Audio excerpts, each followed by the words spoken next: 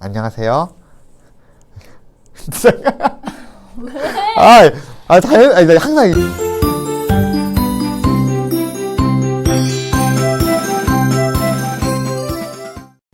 여러분, 안녕하세요.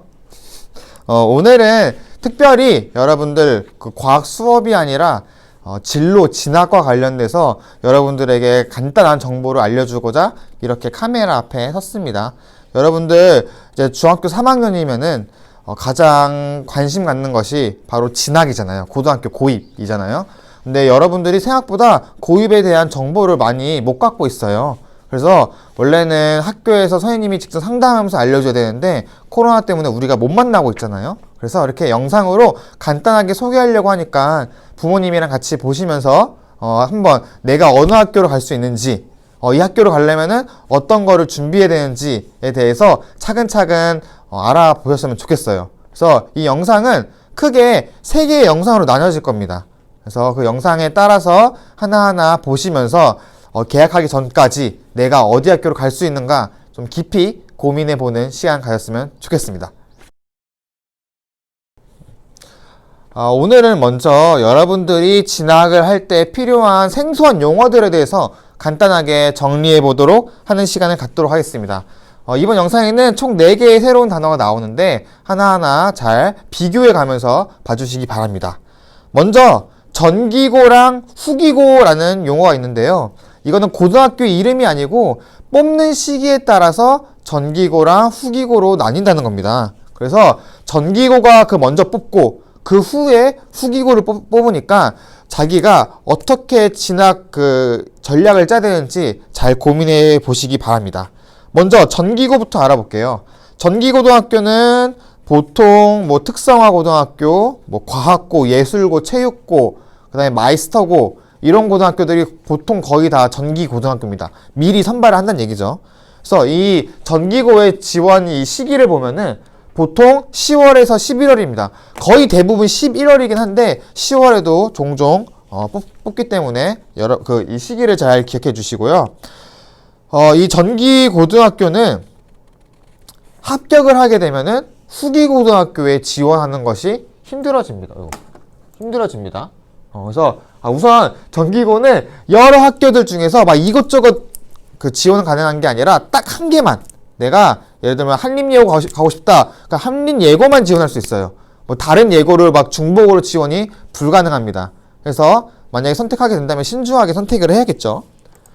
그 다음에 전기고가 떨어져도 간혹가다 추가 모집이 있는 학교가 있습니다.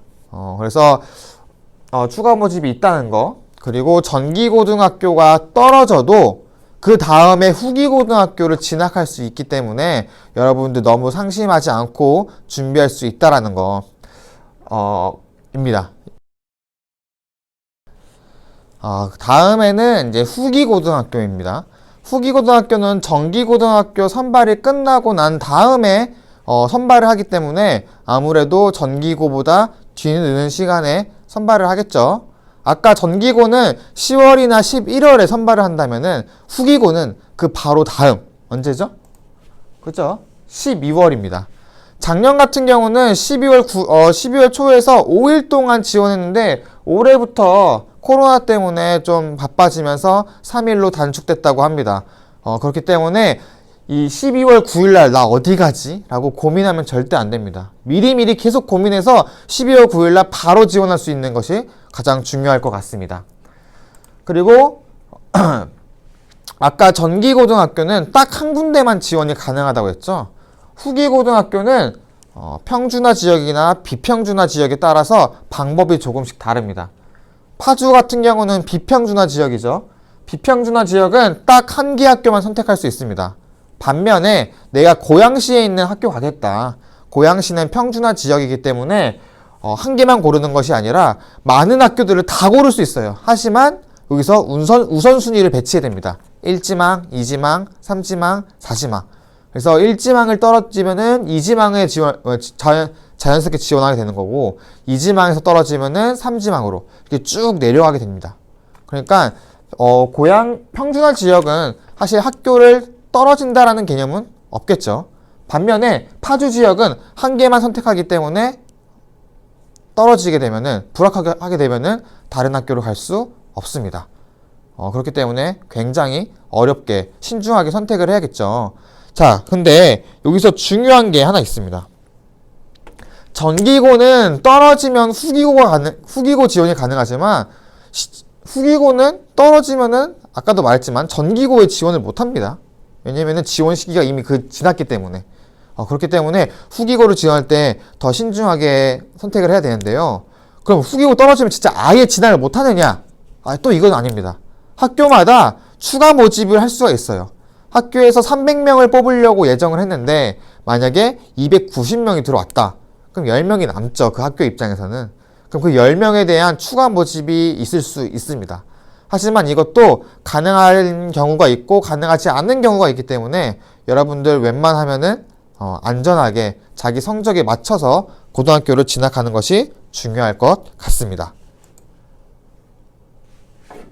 그래서 이런 것들 잘 생각해 놨다가 여러분들이 맞는 학교에 대해서 고민해보고 진학했으면 좋겠습니다. 자, 근데 여러분 들어보시면서 약간 궁금한 게 있었을 거예요.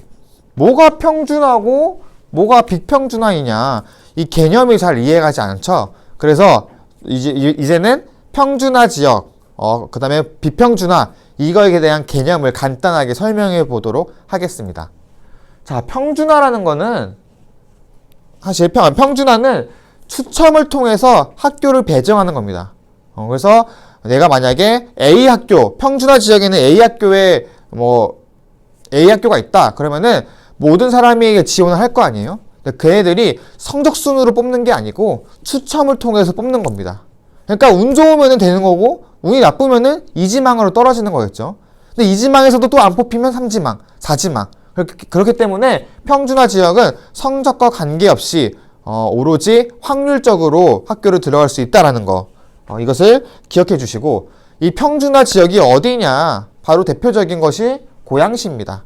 고양시, 우리 바로 옆에 있는 일산이나 덕양구 있죠? 이쪽은 평준화 지역이에요. 그래서 이쪽에 지원하게 되면은 내가 아무리 성적이 낮더라도 원하는 학교에 들어갈 수가 있고, 성적이 높더라도 원하는 학교에서 떨어질 수가 있습니다.